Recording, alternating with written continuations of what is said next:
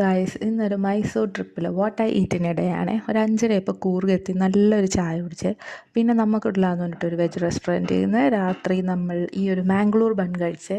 ഇത് കുഴപ്പമില്ല, ഏറ്റവും അടിപൊളി ഈ സാധനമായിരുന്നേ. ഇതെന്താണ് നമ്മുടെ ബട്ടർ മസാല ദോശ, അടിപൊളിയായിരുന്നു. നല്ല ഫ്രഷ് സാധനമാണ്, നല്ല ചീസൊക്കെയാണ് ആ ഫ്രണ്ടിൽ കിടക്കുന്നത്, നല്ല ടേസ്റ്റ് ഉണ്ടായിരുന്നു. മറ്റു സാധനം ഒരു ബൺ ഫ്ലേവറാണ്, അവിടുത്തെ എന്തോ ഒരു ഫേമസ് ഫുഡാണ് കേട്ടോ.